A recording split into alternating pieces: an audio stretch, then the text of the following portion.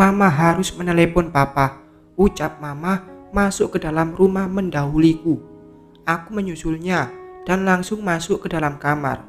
Sementara Safa, aku titipkan pada Bi Narsi, menyuruhnya bermain di rumah tengah. Pokoknya, aku harus segera membereskan ini, menyudahi teror itu agar hidupku tidak dihantui rasa takut. Sampai di kamar, aku membuka laci nakas mencari ponsel lama yang menyimpan banyak nomor di sana. Ketemu, aku menghidupkan ponsel itu lalu mencari kontak seseorang dan memindahkan nomor Mas Haikal ke ponselku yang baru. Masa bodoh dengan tanggapan dia nantinya. Pokoknya aku harus bertemu dan bicara langsung dengan Mas Haikal, menyuruh dia menyudahi teror itu meskipun akan ada resiko yang aku hadapi nantinya. Halo Mas, ini aku Alina, ucapku saat sambungan telepon sudah tersambung. Alina, ucap Mas Haikal seperti bertanya. Oh, kamu menghubungiku untuk menertawakan nasibku yang diberhentikan oleh ayahmu. Lanjutnya lagi. Tidak, bukan itu yang ingin aku bahas. Aku duduk di pinggir ranjang tanpa ingin menyudahi sambungan. Terus apa? Aku tidak bisa bicara di telepon. Aku ingin kita bertemu untuk membicarakan ini. Ada hubungannya dengan Safa? Tanya Mas Haikal lagi. Ini saling berkaitan. Pokoknya kita harus bertemu sekarang juga. Kamu sedang di pabrik, kataku. Seraya melirik jam dinding. Sudah tengah hari. Kalau dia bekerja, pasti sudah istirahat makan siang. Tapi tadi dia mengatakan pemberhentian. Apa mungkin Papa sudah ke pabrik cabang dan membicarakan tentang pemecatan pria itu? Aku sedang di dekatnya. Di kafe Mutiara sekarang aku berada. Oke, tunggu aku di sana. Sekarang juga aku datang, ucapku. Setelahnya aku langsung mematikan sambungan telepon. Usai bicara dengan Mas Haikal, aku kembali turun ke bawah untuk menemui Mama. Setelah sebelumnya mengambil tas selempang. Aku tahu Mama pasti tidak akan setuju dengan rencanaku. Tapi aku tidak punya banyak waktu lagi. Aku harus bergerak cepat sebelum satu persatu keluargaku menjadi korban teror itu. Loh, mau kemana, Al? Tanya Mama saat melihatku membawa tas. Aku harus pergi, Mah. Aku janjian sama temanku. Dia akan membantu mencari tahu siapa peneror itu. Ujarku berdusta. Jika jujur, Mama pasti tidak akan mengizinkan aku untuk keluar rumah. Teman siapa? Kenapa tidak menyuruh dia saja yang datang ke sini? Mama takut kamu kenapa, Al? Insya Allah, Alina akan baik-baik saja, Mah. Percayalah, Alina pergi ya. Tolong jagain Safa.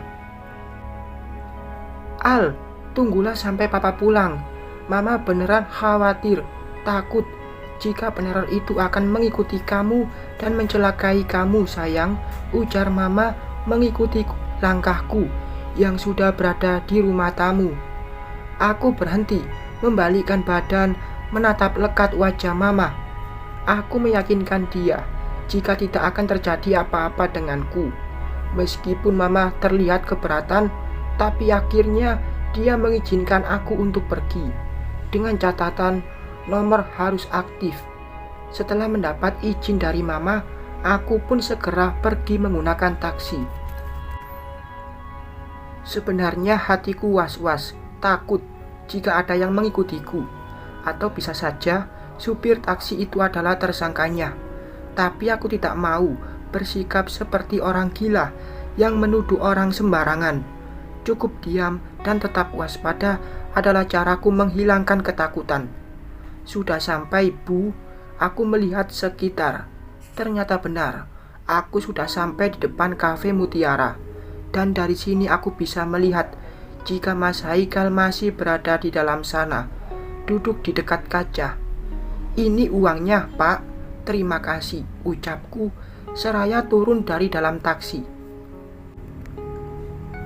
Dengan mata yang terus melihat ke sana kemari, aku pun langsung masuk ke dalam kafe, menghampiri Mas Haikal yang melihat ke arahku dengan ekspresi tidak bersahabat.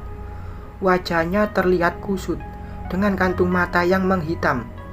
Tidak tidurkah dia semalam? Apa yang ingin kamu bicarakan? Tanyanya tanpa basa-basi. Tolong hentikan semuanya. Mas Haikal mengerutkan kening, seraya menatapku lekat. Aku pun sama, menatap mata itu lamat-lamat. Apa maksudmu? Hentikan semuanya? Tanyanya kemudian. Kamu tidak mengerti, atau pura-pura tidak mengerti, kataku. Bagaimana aku akan mengerti jika kamu tidak mengatakan dulu masalahnya, langsung memintaku menghentikan sesuatu yang aku pun tidak tahu apa perbuatanku. Ini, aku memperlihatkan layar ponsel yang menyala ke arahnya. Sebuah foto ancaman yang semalam keluargaku dapatkan. Dan ini, lanjutku menggeser layar ponsel hingga menampakkan seekor ular yang sudah berhasil diringkus. Keluargamu mendapatkan teror. Iya, dan kamu pelakunya. Mas Haikal memundurkan tubuhnya, seraya tergelak, seolah-olah ucapanku sebuah lawakan.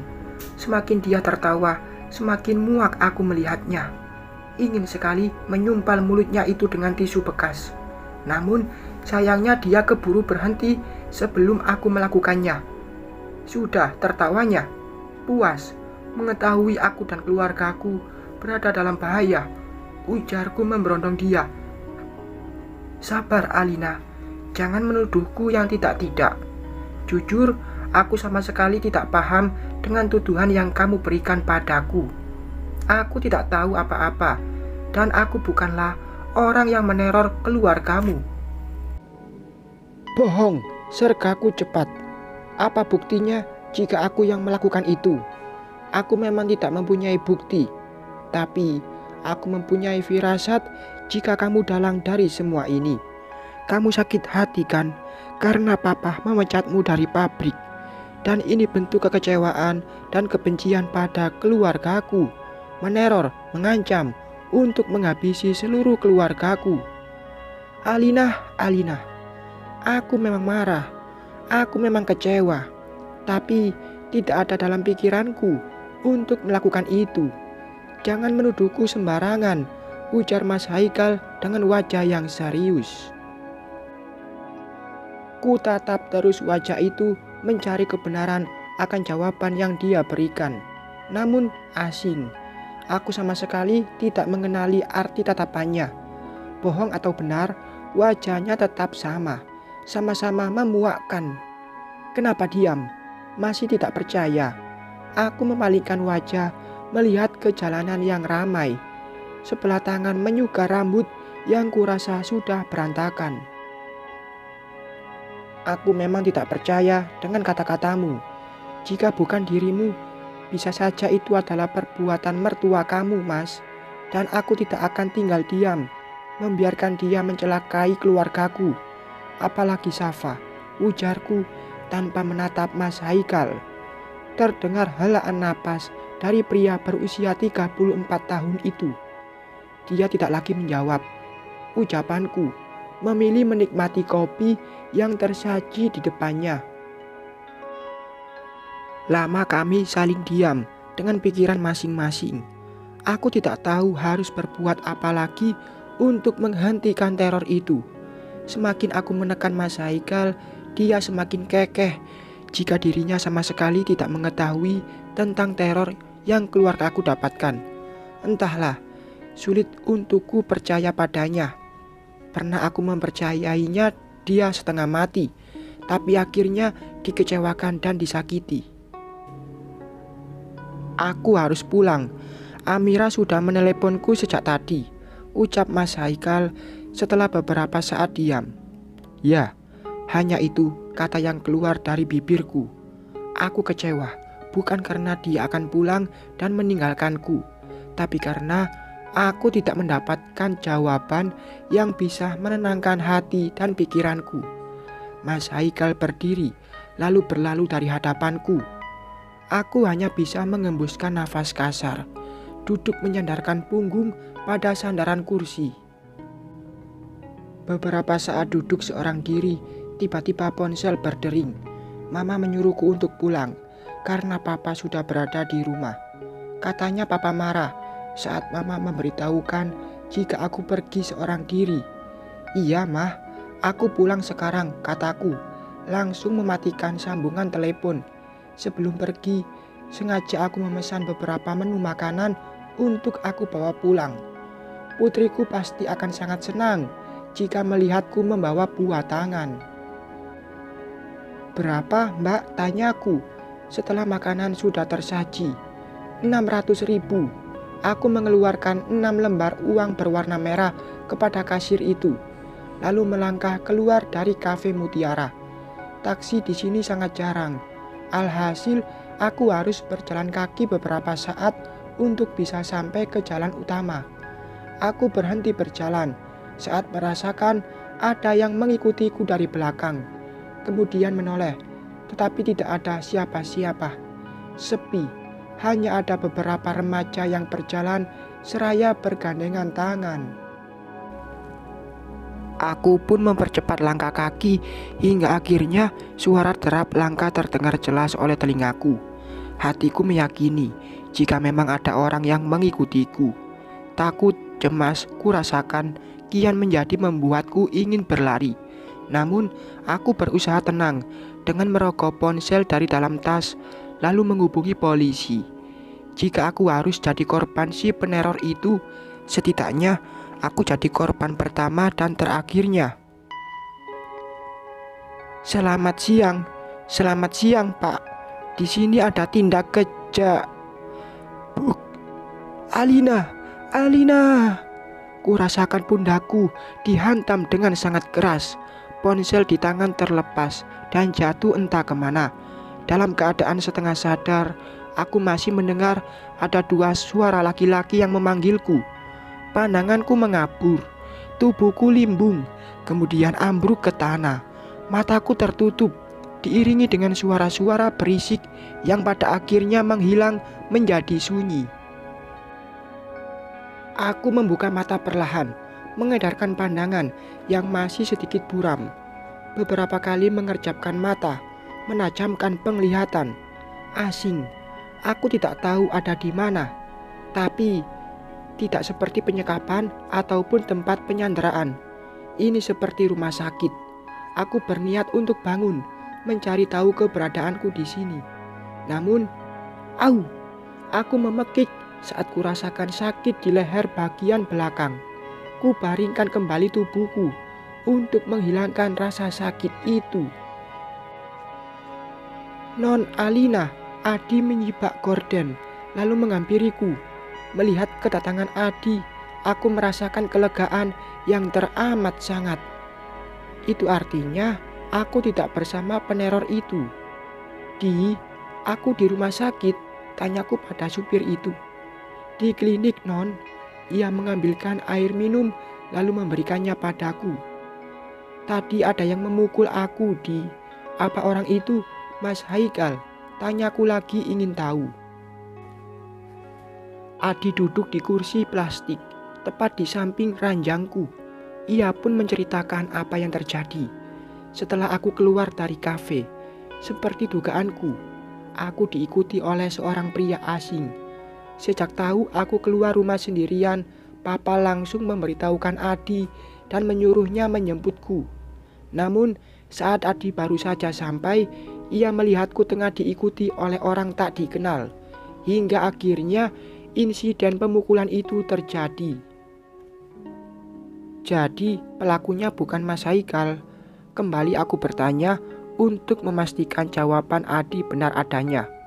Bukan non, justru Haikal ikut membantu saya meringkus orang itu. Aku diam sejenak. Jadi aku salah sangka. Lalu siapa? Bukannya Mas Haikal sudah pergi duluan. Karyawannya bapak yang sakit hati karena diberhentikan. Haikal memang keluar dari kafe terlebih dahulu, tapi dia tidak langsung pergi, tutur Adi lagi. Ternyata dugaanku memang salah. Bukan ayahnya Safa yang meneror keluargaku. Tapi mungkinkah dia hanya suruhan Baskoro? Tapi Mas Haikal tidak mengetahuinya. Ah, entahlah. Siapapun itu, yang jelas aku sangat bersyukur karena dia sudah berada di kantor polisi sekarang. Dan aku bisa selamat, meskipun pundakku sakit bekas pukulan pria tadi. Pulang sekarang atau masih mau tinggal di sini? Tanya pria yang memakai kaos putih itu. Pulang aja, Adi. Aku gak mau yang di rumah khawatir. Adi membantuku turun dari ranjang. Ia memapahku hingga sampai ke mobil. Selanjutnya, Adi mulai mengendarai kendaraannya menuju rumah papa. Beberapa kali aku mengucap syukur atas kejadian hari ini. Menurut penuturan Adi, pelaku teror semalam adalah orang yang sama dengan pria yang memukulku tadi. Itu artinya tidak akan ada lagi teror dan tidak akan ada lagi ancaman untuk keluargaku. Kecuali jika sebenarnya dia bekerja untuk orang lain. Nanti akan aku cari tahu itu. Beberapa saat perjalanan, Adi menghentikan mobilnya tepat di depan sebuah rumah besar dengan cat berwarna kuning keemasan. Rumah siapa lagi kalau bukan tempat tinggal orang tuaku? Alina, Mama berseru saat melihatku berusaha keluar dari dalam mobil. Safa pun demikian. Gadis mungil itu berlari cepat, membuat kedua pipi cabinya bergoyang seperti agar-agar. Mama sakit? Tanya Safa yang melihatku kesulitan. Sedikit sayang. Nggak apa-apa kok. Yuk kita masuk.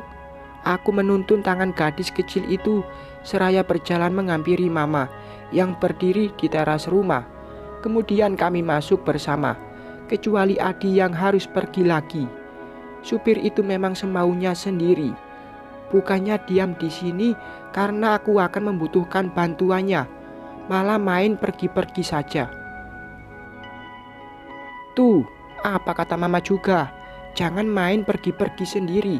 Jadinya begini kan, ucap Mama membantuku duduk. Aku gak apa-apa, Ma. Ini cuma sedikit sakit saja. Sedikit saja, kok pingsan? Dasar bandel. Untung ada yang nolongin. Kalau enggak, kamu sudah jadi sandera penjahat itu.